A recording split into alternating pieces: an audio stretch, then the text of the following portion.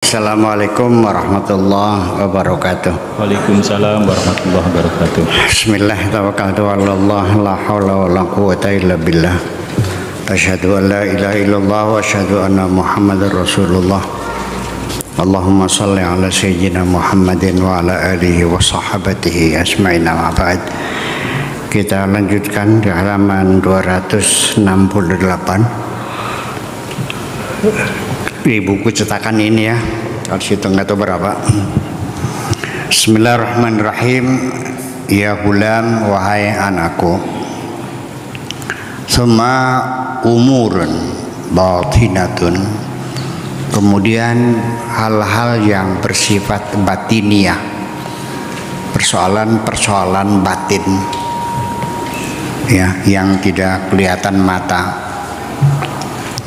Latan kasyifu, tidak dapat terungkap, illa ba'dal wusul ilal haqqi azza wa jalla, kecuali kalau kita sudah sampai kepada Allah subhanahu wa ta'ala, sudah nyambung, sudah sampai, sudah minal wasilin ya, yaitu minal muqarrabin, minal arifin billah, baru kita bisa mengetahui hal-hal yang bersifat batin.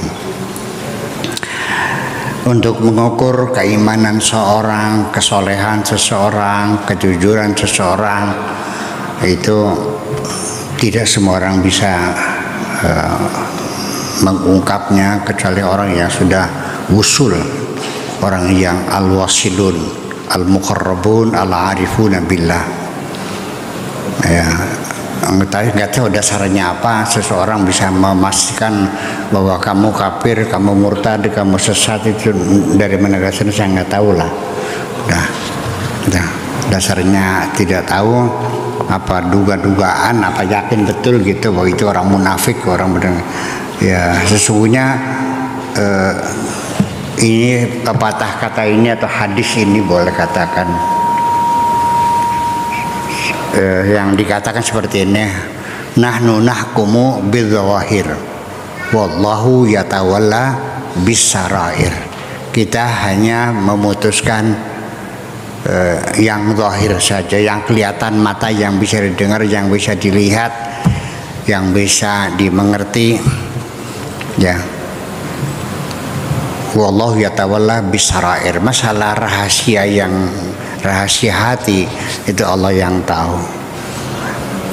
Yang penting dia itu sholat 5 waktu, sudah pernah naik haji, setelah pernah bayar zakat, ya sudah kita tetapkan berdasarkan nahnu nahkum bidzawahir, ya kita tetapkan orang itu beragama Islam. Kita tidak bisa mengatakan dia munafik, orang kafir, nggak bisa dong. Iya, bukan hanya itu, asal ada KTP-nya aja. KTP agama kan ada kolomnya kan, agama _20 Islam, ya udah kita percaya, itu kan pengakuan dia, ya sudah kita percaya. Ini lebihnya nih kadang-kadang nggak paham, nanya sama saya, Buya gimana nih, ada mayat dimandiin enggak, maksudnya apa? Nggak pernah melihat sholat nih. Saya tidak pernah melihat dia sholat. Jumat enggak, zuhur enggak, jamaah enggak, masuk musola juga nggak pernah. Jadi dimandiin enggak, disolatin enggak. Lebih lihat KTP-nya gambarnya apa? Ya Islam sih. Ya udah sholat itu. Andai kan dia bukan Muslim dan engkau sholat, ya ada masalah, udah selesai. Yang berdosa itu kalau ternyata dia Muslim dan kamu tidak sholat, ya dosa kan? Ya iya, ya udah sholat aja.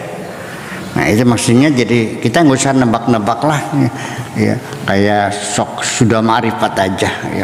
Ya udah, orang yang al-wusul ilallah, ilal haq, wal qiyam ala babihi.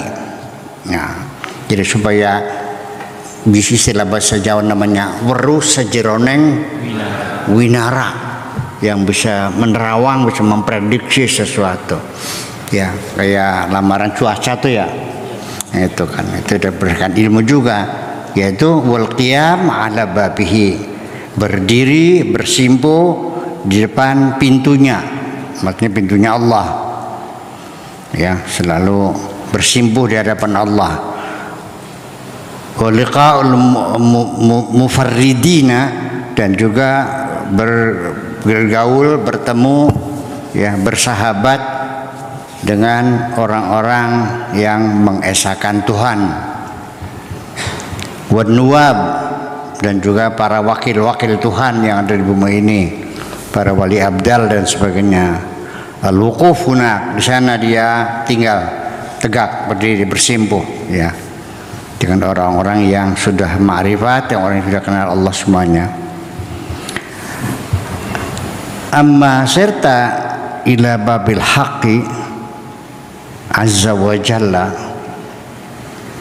adapun ketika engkau sudah bisa bersimpuh di hadapan Allah, di pintunya Allah, wa adamta al-wuquf, dan engkau tinggal lama diam di situ, langgeng, berkesinambungan, ya, bersimpuh di hadapan Allah, ma'a husnil adabi, dengan tata krama yang baik, dengan sopan santun yang baik, wal itraq, dan merendahkan pandangan, maksudnya merendahkan hati. Al itraq itu futihal babu fi wajhi qalbika, nanti kalau sudah kamu lama bersimpuh bertahun-tahun, ya, di hadapan pintu Allah, terus di wal itraq, wal itraq itu mengetuk pintu, bukan menundukkan mata. Taraka yutriqu itraq, mengetuk pintu berlama-lama, ya, baru dibuka pintu Allah fi wajhi qalbika, di depan hatimu, di depan wajah hatimu.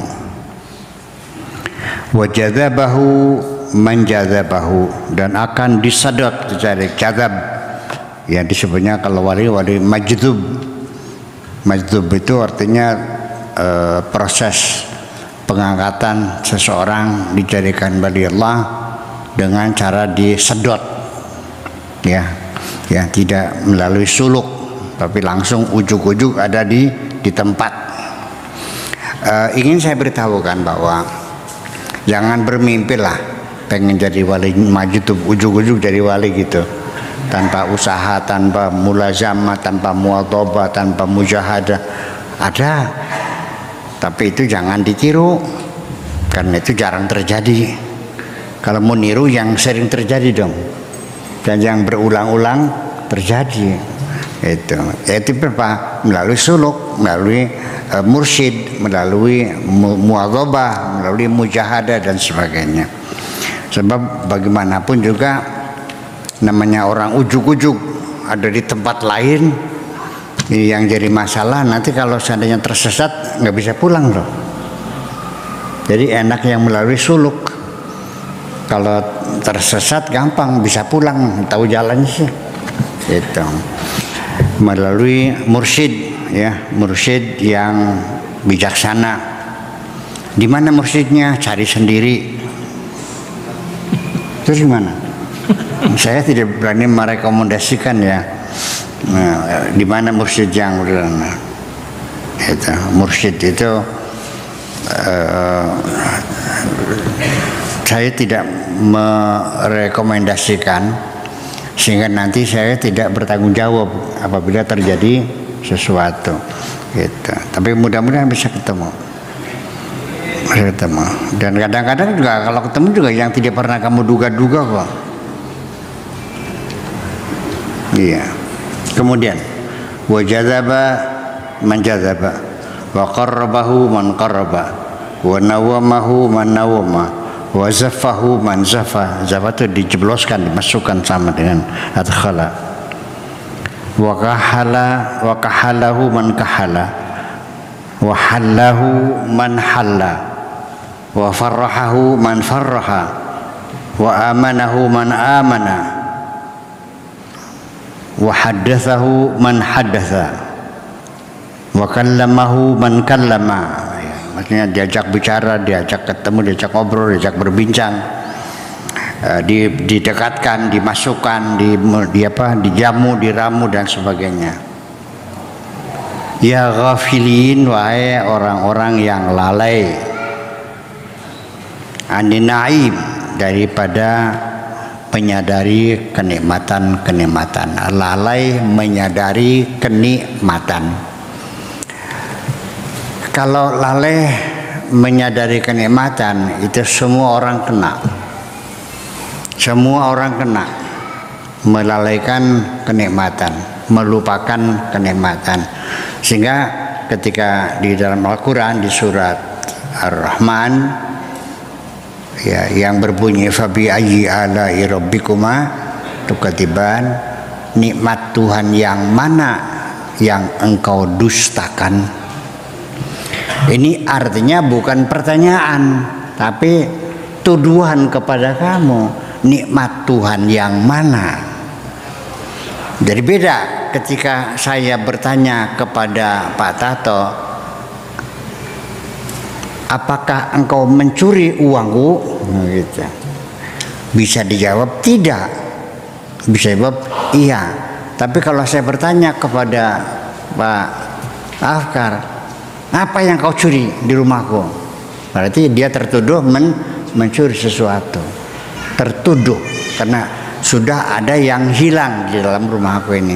Jadi fabi ayyi ala'i rabbikuma tukadziban, nikmat Tuhan yang mana yang kau lupakan? Artinya sudah dituduh kamu melupakan nikmat Tuhan. Yang ditanya yang mana yang kau lupakan?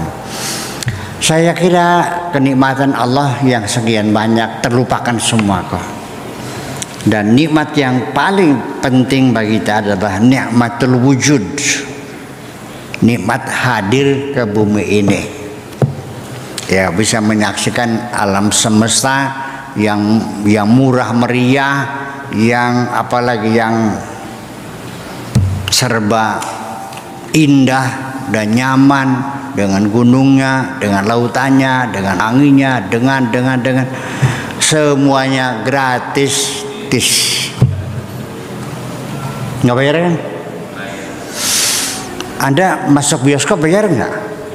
Bayar. Masuk kebun binatang, kamu masuk alam dunia melihat segini meriahnya, bayar nggak? Enggak kok, gratis. Pernah disyukuri nggak? Enggak kan?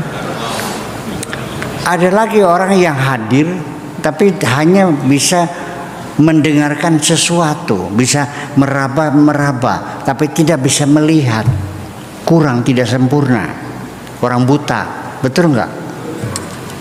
Sampai ada orang yang bisa melihat tapi tidak bisa mendengar sesuatu, tidak bisa berkomunikasi. Namanya orang bisu. Ya, dan seterusnya dan seterusnya. Sampai ada orang yang tidak punya tangan, tidak punya kaki, kayak bonteng, gelandang lundung sampai umur tua makan disuapi dicoba sama orang tuanya. Seperti bonteng, nggak ada tangan, nggak ada kaki, ada kan? Tapi ternyata bisa tertawa terbahak-bahak kok. Iya, Mang Im yang sempurna, yang ganteng, yang kasep, masih sering nangis baik. Kurang apanya lagi. Iya, ketika engkau melihat nikmat Allah ini, selalu melihat yang ada di tangan orang, kamu tidak pernah merasa berterima kasih kok. Selalu merasa kurang. Iya. Orang lain juga sama akan melihat kenikmatan yang engkau miliki. Jadi akhirnya tidak fokus kita menikmati apa yang kita miliki, selalu membandingkan dengan yang dimiliki oleh orang lain. Itu sebab awal penderitaanmu itu. Dan tidak pernah merasa cukup dan tidak pernah merasa berterima kasih. Jadi perlu waktu yang lama untuk menikmati nikmat Allah itu. Aina antum, di mana kamu? Ma abada qulubakum, betapa jauhnya, ya, afal tafil ma abada qulubakum, betapa jauhnya hatimu anil amril ladzi usyiru ilaih, dari persoalan yang aku isyaratkan, tadunnuna annal amra sahlun, kamu kira persoalannya gampang, dikiranya gampang, hatta yahsula lakum, sampai kamu berhasil mencapai tujuan kamu. Kamu gampang dikiranya mencapai tujuan kamu, cukup dengan bitasonnoi, dengan berpura-pura, watakallufi, dan berpura-pura, wanifaqi, dan dengan kemunafikan, ya, dengan pura-pura, dengan kemunafikan, dengan bergaya-gaya, dengan pencitraan, dikiranya begitu caranya. Ya nggak bisa dong. Iya, perlu kamu ketahui bahwa jalan menuju keberhasilan selama kamu tinggal di dunia tidak ada yang mudah. Semua jalan menuju keberhasilan itu senantiasa terjal dan berliku-liku, dan bahkan terkadang berbahaya. Banyak harimau dan ular dan kalajengking. Kamu harus menghadapi tantangan itu. Terjal, ya, sangat curam, berliku-liku. Itu jalan menuju sukses. Tetapi yang penting begini saja, bahwa setiap engkau menghadapi kesulitan untuk mencapai tujuan, hadapi saja. Nanti setelah itu engkau mendapatkan pengalaman dan engkau mendapatkan pelajaran dalam kehidupan ini. Tanpa itu engkau tidak akan pernah mendapatkan pengalaman. Jadi ketika kau menghadapi kesulitan, jangan nangis, malah bergembiralah. Kamu akan diberi oleh Allah, diberi pengalaman dan pelajaran penting dalam kehidupan ini. Gitu dong, cengeng nangis sih gimana? Kayak beli niat kan? Iya, ini banyak banget orang tuh punya cita-cita tapi ngomongnya aja. Jadi kayak niatnya separuh-separuh. Sudah gentar dulu, nanti bagaimana, nanti begini, nanti begini. Jalannya bagaimana, caranya gimana? Ini masih di dalam rumah, nanya jalannya kemana? Keluar aja dulu. Nanti setelah di luar baru kelihatan jalannya, gitu aja kok, susah banget sih. Ketika dalam rumah kelihatan jalannya, di masjid rumah jangan nanya jalannya kemana, ya keluar aja dulu. Kalau punya cita-cita segera laksanakan, gitu, jangan ditunda-tunda. Mesti semangat, itu yang pentingnya. Ya, itu. Jadi bukan dengan cara berpura-pura. Untuk mencapai tingkat kebatinan yang tinggi, ingin bisa mengetahui hal-hal yang batin, ingin mendekatkan diri dengan Tuhan, ingin menjadi kekasih Tuhan dan sebagainya, sudah barang tentu tidak bisa dilakukan dengan rekayasa, dengan pura-pura kemunafikan, gerebat, pakai jubah, pakai sorban, otakmu kosong. Banyak sekali orang yang otaknya kosong, yang diperbaiki hanya pakaian. Memangnya kalau sudah dipakai kamu jadi kiai? Setelah kamu pakai jubah, pakai sorban, terus kamu jadi alim, nggak usah ngaji lagi gitu. Itu kan ngebohongin orang. Ngaji aja dulu. Iya kan begitu. Nah, ini dengan pura-pura, dengan tiap hari ngeber tasbih, bawa siwak, naik onta, barangkali ya begitu caranya ya. Otaknya kosong. Jadi banyak orang yang dikiranya dengan merubah, masa pengen jadi kiai kok beli jubah, urusannya apa? Iya, kita sering tertipu kok. Ya, saya juga sering tertipu. Saya terkagum melihat datang dengan jubahnya, dengan pakaiannya, dengan ya seperti alimul alamah gitu. Ya, ternyata begitu baca Quran, a'udzu billahi rabbil alamin. Banyak yang begitu tuh, banyak. Dan sering di mimbar.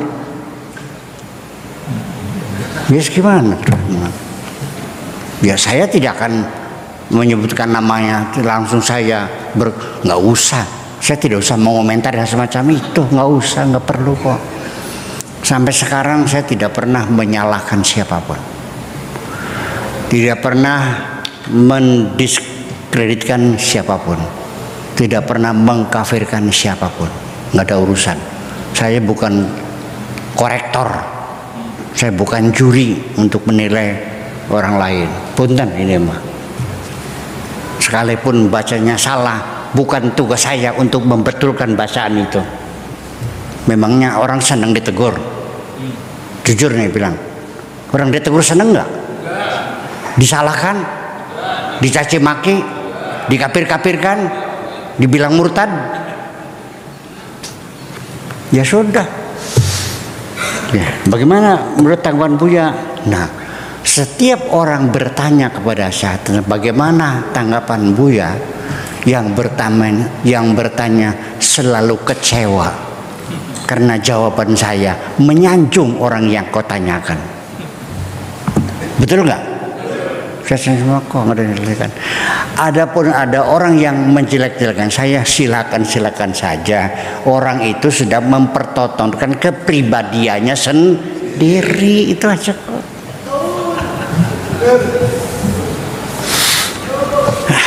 Boleh nggak ada orang mengatakan aku ini adalah orang bodoh? Boleh nggak? Iya. Aku ini tidak mengerti ilmu agama. Boleh nggak? Boleh. Ya itu. Caranya gimana? Ya caranya yaitu membaca Qurannya salah, ya kan gitu. Baca kitab kuning. Iya. Ya itu. Ya ternyata ya. Jadi artinya beginilah. Biasanya orang tuh semakin pinter tuh kayak ilmu padi. Baka isinya kebek parine dulu. Padi itu kalau isinya penuh, kalau yang ngacung gini kosong. Itu peribahasa. Ada lagi peribahasa lain, gentong kosong bunyinya nyaring. Karena otaknya kosong ngomongnya nyaring. Orang yang otaknya penuh dia nggak nyaring suaranya ya rendah hati orangnya, kan begitu persoalannya. Jadi ini kita diperingatkan oleh Syekh Abdul Qadir Al-Jailani bahwa untuk menuju kepada Allah sebagai orang muqarrabin, sebagai arifina billah, ya nggak bisa dengan cara-cara rekayasa, dengan pura-pura semacam itu, ya. Dan pasti memerlukan waktu yang lama, ya. Kita tetap konsisten, ya, bertahan di hadapan pintu Allah. Ketika sudah sekian tahun tidak dibuka juga, terus ketuk saja pintu itu. Karena bagiku kalau tidak dibuka pintu ini, aku harus mengetuk pintu yang mana lagi? Hanya satu pintunya.